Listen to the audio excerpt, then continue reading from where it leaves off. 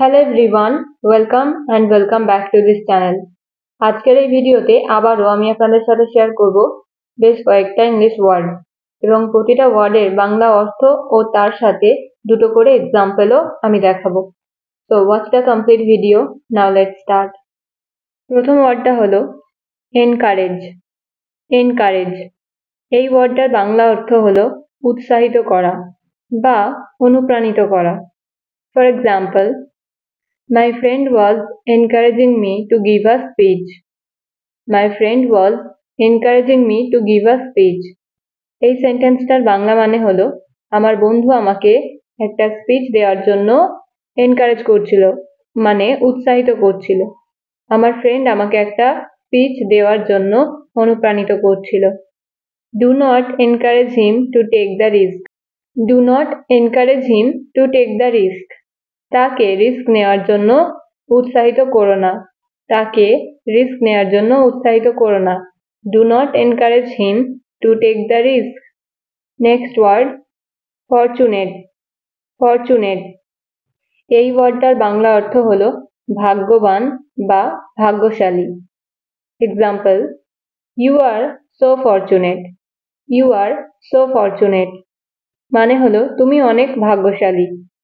পরের example, I am fortunate for having a friend like you.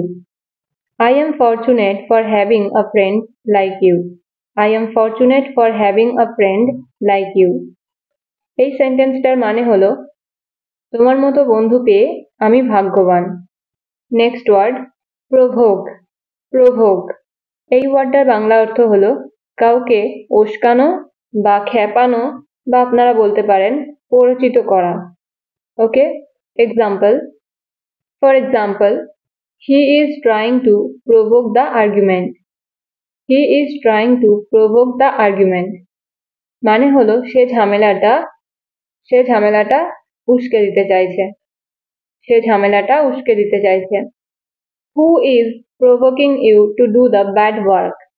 Who is provoking you to do the bad work? এই সেন্টেন্সটার মানে হলো কে তোমাকে খারাপ কাজ করার জন্য পরিচিত করছে বা কে তোমাকে খারাপ কাজ করার জন্য উস্কাচ্ছে। কনসাল্ট। কনসাল্ট এই ওয়ার্ডটার বাংলা অর্থ হলো পরামর্শ নেওয়া, কারো থেকে পরামর্শ নেওয়া। Example, consult someone on this matter. Consult someone on this matter মানে হলো এই ব্যাপারে কারো থেকে পরামর্শ নাও। এই ব্যাপারে কারো থেকে পরামর্শ নাও। Next example, You should consult a doctor. You should consult a doctor. তোমার একজন ডাক্তারের পরামর্শ নেওয়া উচিত। তোমার একজন ডাক্তারের পরামর্শ নেওয়া উচিত। You should consult a doctor. Okay, next word, imitate. Imitate এই ওয়ার্ডটার বাংলা অর্থ হলো নকল করা বা কাউকে কপি করা। Example, Small children imitate elders. Small children imitate elders মানে হলো ছোট বাচ্চারা বড়দেরকে নকল করে। Next example, I don't like to imitate others.